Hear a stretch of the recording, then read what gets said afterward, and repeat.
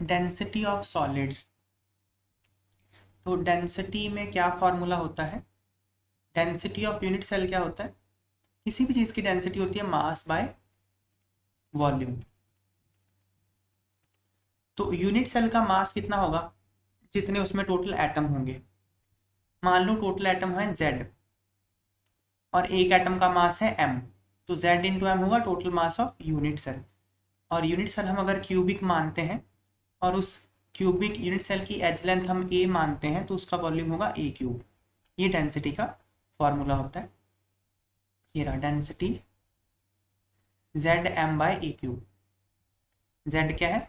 Number of atoms per unit cell, M है mass of an atom, A है unit cell की edge length. तो इस formula पे बेस्ड ये 8 क्वेश्चन हैं ये हमारे पास।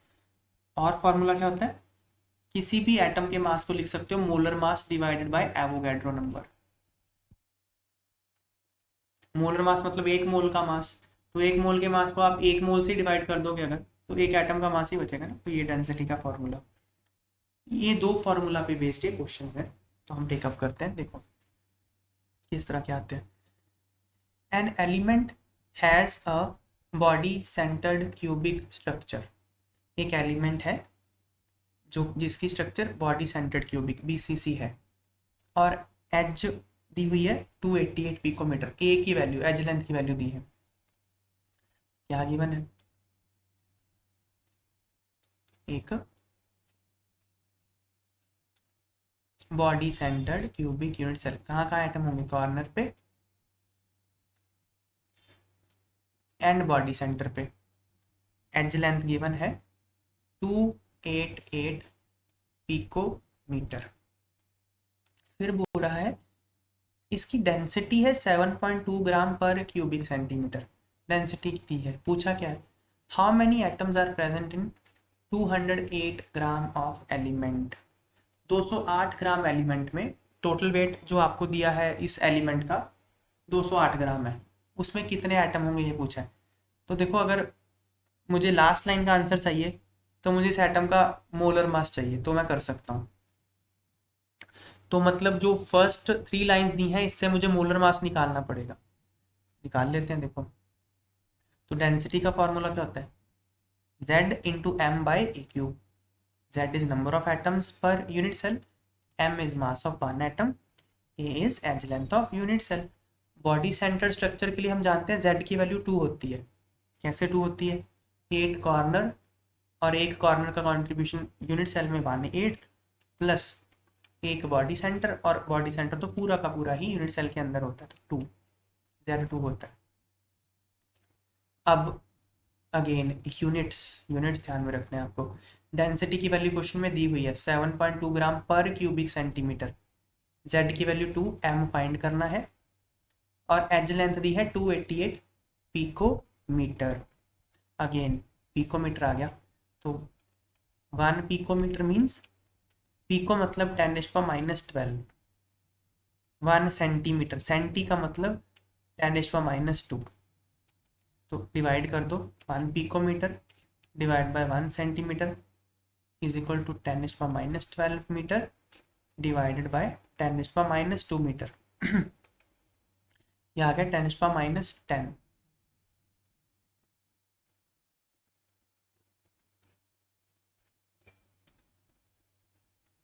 10⁻10, तो मतलब 1 picometre is equal to 10⁻10 centimetre.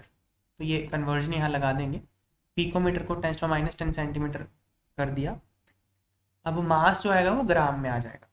तो ये सेंटीमीटर और सेंटीमीटर को कॉमन करना जरूरी था, यहाँ अक्सर मार्क्स कटते हैं, ध्यान रखना।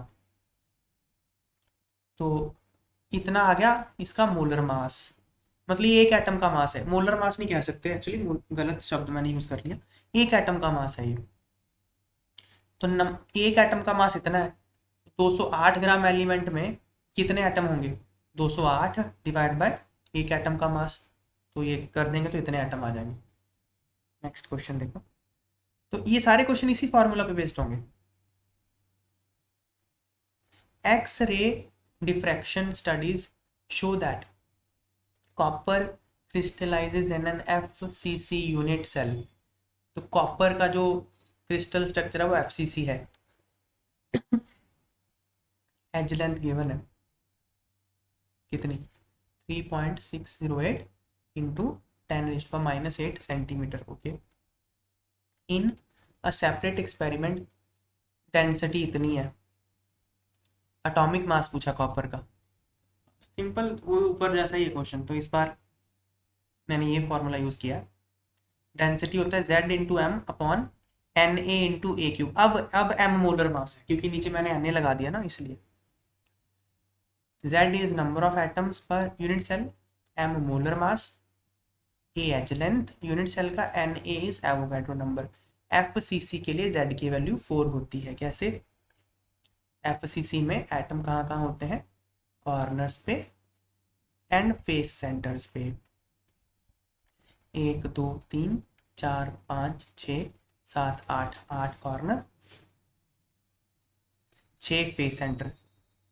1 2 3 4 5 6। Z कैसे निकलेगा, 8 कॉर्नर, 1 का कॉन्ट्रीब्यूशन 1/8 प्लस 6 फेस सेंटर, 1 का कॉन्ट्रीब्यूशन हाफ, 4। Z की वैल्यू 4 होती है FCC के लिए। सारा कुछ पता है, M ही अननोन है बस। 8.2 ग्राम per cubic centimetre density given है। Z की वैल्यू FCC के लिए 4 होती है। M पता करना है, एवोगाड्रो नंबर की वैल्यू ये होती है। और ये सेंटीमीटर में दिया हुआ था, काम आसानी था, एज लेंथ सेंटीमीटर में गिवन है। यहाँ वैल्यू पुट कर दी, सॉल्व कर देंगे तो M आ जाएगा 63.1 ग्राम। लेकिन उसने पूछा क्या है, एटॉमिक मास। देखो यहाँ फिर से गलती हो सकती है, ये छोटी छोटी बातें हैं लेकिन ये आपके 1-2 नंबर लेके डूब जाएंगे फिर। उसने मोलर मास नहीं पूछा, एटॉमिक मास पूछा है, एक एटम का मास पूछा है, आपने निकाला मोलर मास। तो मोलर मास अगर 63.1 ग्राम है तो एटॉमिक मास क्या होगा, ग्राम की जगह यू कर दो, तो इसलिए atomic mass 63.1 u final answer है। Next question, an element with molar mass इतने kg पर मोल, तो किसी एलिमेंट का मोलर मास दिया kg में, forms a cubic unit cell with edge length इतना। तो यूनिट सेल दिया, क्यूबिक है वो, उसकी एज लेंथ गिवन है। If its density is this much, density given है। What is the nature of cubic unit cell. Nature of cubic unit cell मतलब पूछ रहा है वो FCC है, BCC है या SCC है। हमारे सिलेबस में 3 ही है। ये पूछ रहा है, मतलब Z की वैल्यू पूछ रहा है। इसके लिए Z 4 होता है, इसके लिए Z 2 होता है, इसके लिए Z 1 होता है। तो आपको Z ही फाइंड करना है, उससे आपको नेचर पता चल जाएगी। Same formula, density is equal to Z into M upon Na into A cube. Density, अब यूनिट्स का फिर से ध्यान रखो भाई, डेंसिटी किस में गिवन है, kg पर क्यूबिक मीटर में। डेंसिटी गिवन है, Z फाइंड करना है। मोलर मास किस में गिवन है, kg पर मोल में। तो ठीक है, डेंसिटी भी kg में थे, मोलर मास भी kg में था, चल जाएगा। ये तो एवोगाड्रो नंबर ही है। और एज लेंथ किस में गिवन है, पिकोमीटर में गिवन एज लेंथ 405 पिकोमीटर। तो 405 इंटू 10⁻⁻12 कर दिया मैंने मीटर में कन्वर्ट करने के लिए। अब तो सारे वैल्यू पुट करके यहाँ Z सॉल्व करेंगे तो 4 आ जाएगा। Z 4 आ गया, इसलिए FCC स्ट्रक्चर है, इसलिए ये आंसर।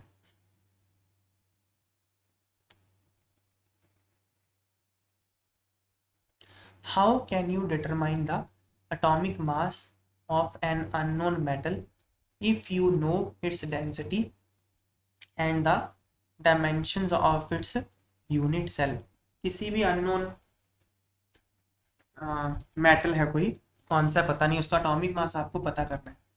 कैसे करोगे, प्रोवाइडेड आपको डेंसिटी गिवन है और उसका स्ट्रक्चर पता है और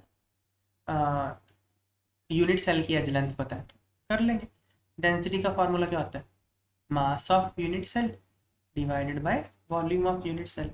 मास ऑफ यूनिट सेल क्या होगा, number of atoms in one unit cell that is Z into mass of one atom divide by A cube, where A is edge length of unit cell. तो अगर हमको Z पता है, Z पता है, D पता है और A पता है ना, एक बार मिटा देता हूँ ये सारी चीज़ें। क्या क्या पता है? डी पता है, जेड पता है और ए पता है। अगर ये तीनों चीजें पता है, एम आप कैलकुलेट कर सकते हो, simple. Next,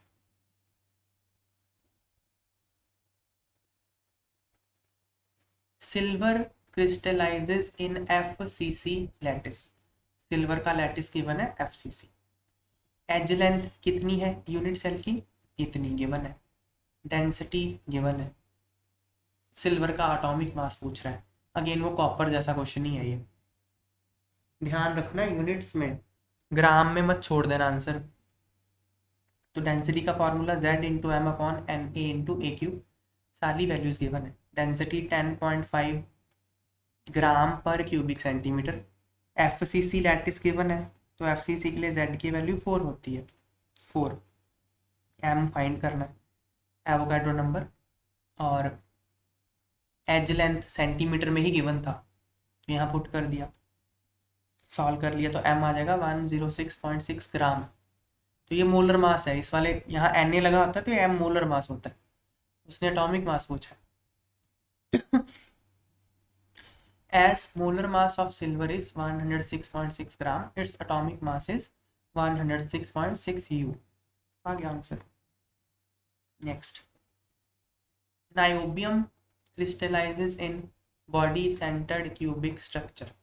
niobium body centred cubic structure BCC में क्रिस्टलाइज होता है। डेंसिटी गिवन है 8.5 ग्राम per cubic centimetre. Calculate atomic radius of niobium. Atomic radius पूछ रहा है, एटॉमिक मास गिवन है 93 U। तो देखो इसमें ना अब दो पार्ट होंगे, उसने एटॉमिक रेडियस पूछ लिया तो, और BCC गिवन है, तो इसमें वो भी थ्योरी यूज होगी कि edge length of unit cell and radius of atom में क्या रिलेशन होता है, वो भी यहाँ पे यूज होगा। तो देखते हैं, पहले तो एज लेंथ निकालनी पड़ेगी। ये फॉर्मूला डेंसिटी का, Z into M upon N A into A cube, density given है 8.55 ग्राम per cubic centimetre, density given है। अब ये एटॉमिक मास 93 U है अगर, तो मोलर मास 93 ग्राम होगा, ये ध्यान रखना। तो यहाँ 93 ग्राम है, एवोगाड्रो नंबर है, और ए की वैल्यू पता करनी है। Z2 क्यों डाल दिया, Z की वैल्यू यहाँ 2 डाली हुई है, क्यों डाली है 2? क्योंकि BCC है, बॉडी सेंटर्ड क्यूबिक के लिए Z की वैल्यू 2 होती है। इसको सॉल्व कर लेंगे तो A इतना आ जाएगा, एज लेंथ आ गई इतनी। अब बॉडी सेंटर्ड में एज लेंथ और रेडियस में क्या रिलेशन होता है? देखो इसमें बॉडी सेंटर्ड में कॉर्नर्स पे जो एटम होते हैं और जो बॉडी सेंटर पे होते हैं आपस में टच करता है, और ये जो बॉडी डायगोनल है, बॉडी डायगोनल की लेंथ कितनी होती है? √3a, और वो 4r के इक्वल होता है, ये रिलेशन होता है। ये हमने ऊपर फाइंड कर लिया है, r पूछा है, तो r is equal to √3a/4। A की वैल्यू यहाँ पुट कर देंगे तो इतने सेंटीमीटर आंसर आ जाएगा। Copper crystallises into FCC lattice. Copper का लैटिस बता रखा है FCC, एज लेंथ बताई हुई है इतनी। Show that the calculated density is in agreement with its measured value. Density calculate करने के लिए पूछ रहा है, ये उसकी मेजर्ड वैल्यू है। देख लेते हैं, अगेन डेंसिटी का फॉर्मूला है ये। FCC के लिए Z की वैल्यू 4 होती है, FCC गिवन है क्वेश्चन में। कॉपर का मोलर मास 63.5 ग्राम होता है, और एज लेंथ उसने दी ही हुई है क्वेश्चन में, वैल्यू सब्स्टिट्यूट कर दो, Z की 4, M की 63.5, एवोगाड्रो नंबर की और एज लेंथ की, तो इतना आ जाएगा। तो कैलकुलेट करके इतना आ रहा है और मेजर करके इतना आ रहा है, क्लोज ही है ये। Thus calculated value is very close to measured value। Last question.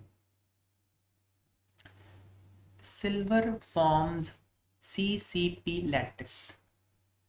CCP क्या होता है, एफसीसी को ही बोलते हैं CCP, cubic closed packing, FCC को ही बोलते हैं। लैटिस गिवन है, X rays study show its crystal edge length, unit cell की एज लेंथ गिवन है, डेंसिटी पूछा है, simple question. Atomic mass silver का इतना है, डेंसिटी का formula Z into molar mass divide by Avogadro number into edge length of unit cell का cube, सारी वैल्यूज पता है। एफसीसी है गिवन है क्वेश्चन में, तो Z की वैल्यू 4। एटॉमिक मास गिवन है 107.9, तो मोलर मास होगा 107.9 ग्राम, एवोगाड्रो नंबर की वैल्यू, और एज लेंथ पिकोमीटर में गिवन है 408.6 पिकोमीटर, तो पिकोमीटर में, और पिकोमीटर को सेंटीमीटर में कन्वर्ट कर दो, मतलब नहीं भी करते तो चल जाता, फिर पता है अगर आप नहीं करते कन्वर्ट तो आंसर आता ग्राम पर पिकोमीटर क्यूब में। ये कोई स्टैंडर्ड डेंसिटी का यूनिट नहीं है, नॉर्मली डेंसिटी ग्राम पर क्यूबिक सेंटीमीटर में ही रिपोर्ट की जाती है, इसलिए इसको पिकोमीटर को सेंटीमीटर में कर दिया। कैसे, 1 picometre is equal to 10⁻⁻10 centimetre, तो ये कन्वर्जन करके सॉल्व करके डेंसिटी इतनी आ जाएगी।